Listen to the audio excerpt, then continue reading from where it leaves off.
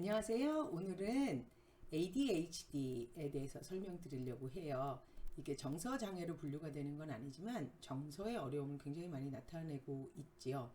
다양한 정서적인 어려움을 보여주고 있고 ADHD라고 진단을 받지 않더라도 ADHD의 성향은 가지고 있는 아이들이 굉장히 많이 있어요.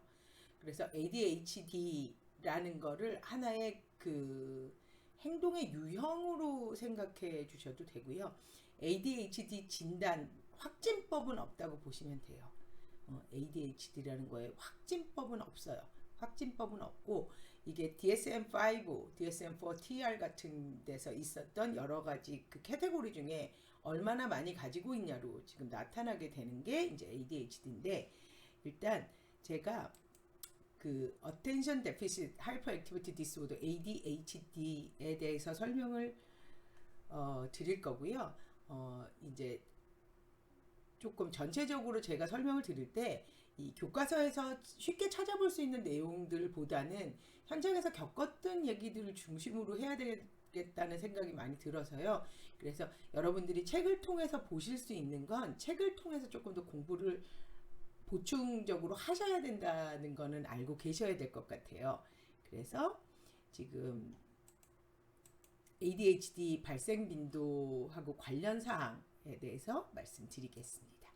발생 빈도는 약 6에서 10% 정도라고 해요. 그러니까 100명이 있으면 6명에서 10명은 ADHD로 진단을 내릴 수 있을 정도의 그 성향을 보여준다고 생각하시면 되고요.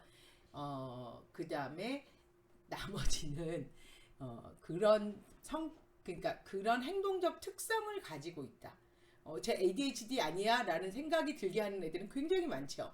그런데 그거 말고 ADHD로 진단받을 수 있는 아이들은 6에서 10%. 이거는 보고서마다 굉장히 많이 다르고요.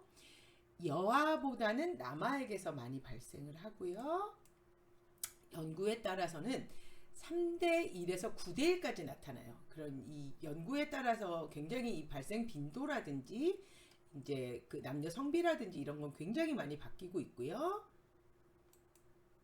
정신과에 의뢰되는 아동 환자의 50% 이상은 어머님이 ADHD를 의심하시지요. 예, 의심하시고 우리나라 보고서에 의하면 ADHD 약물이 좀 차분하게 해준다는 얘기가 되게 많잖아요. 그러다 보니까 그 시험 때 중간 기말고사 주변에 ADHD 약물이 처방이 굉장히 많이 된다는 그런 기사도 한번 난 적이 있어요. 아마 실제로도 그럴 거라고 생각하고요. 미국 추정으로는 1년에 약 360억에서 520억 1인당 한 가구에서는 약 ADHD 때문에 1200만원에서 1700만원 정도 쓴다고 보고가 된 경우가 있고요. 이게 이제 DSM-4와 DSM-5가 좀 달라요. 그래서 요거는 빨리 훑고 지나갈 건데, 옛날의 이름은 주의력 결핍, Attention Deficit and Disruptive Behavioral Disorder. 그래서 ADHD, NOS는 Not Otherwise Specified. 그래서 이게 다 분류가 되지 않는 ADHD. 그래서 NOS가 되게 많이 있었어요. 그 DSM-4, DSM-4TR에는.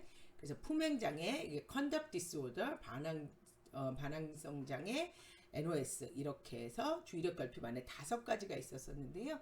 DSM-5에는 ADHD만 남고요. 나머지 품행장애와 반항성 장애는 Disruptive Impulsive Control and Conduct Disorder로 변경돼서 분류표가 따로 나갔고요.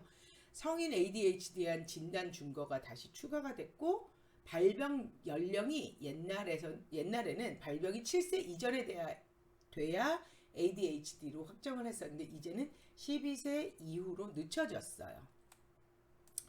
이런 차이들이 있고요.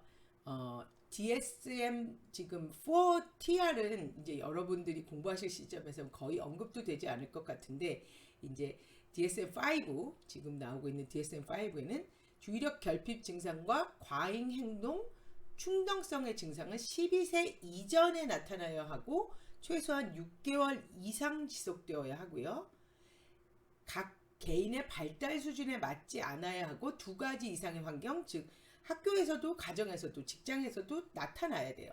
그러니까 가정에서는 굉장히 안정적으로 있는데 학교에서는 ADHD 증상이 보인다? 그러면 학교의 환경적인 요인이나 학교의 여러 가지 요인들이 지금 그런 행동 패턴을 나타나도록 할 수가 있어서 두 가지 이상의 환경에서 동일하게 나타나야 돼요. 개인의 발달 수준에 맞지 않아야 한다는 얘기는 뭐냐면 12살짜리 아이는 40분 정도를 가만히 앉아 있어야 되지만 5살짜리 아이가 40분의 세션에서 튀어나가고 튀어 일어나고 그러는 건 있을 수 있는 환경이잖아요. 그래서 발달 수준과 같이 보셔야 되고요. 그 다음에 요거는 이게 이제 DSM-5에 들어가시면 증상이 9개가 있는데 9개의 증상 중에 6개 이상, 성인의 경우는 9개에서 5개 이상 만족하면 진단할 수가 있고요. 주의력 결핍형과 과잉행동 충동성형의 두 가지 타입이 있어요. ADHD는 주의력 결핍형과 과잉행동 충동성, 충동이 자제가 안 되는 형 두 가지로 있다라고 보시면 되고요. 자, 그래서 요건 지금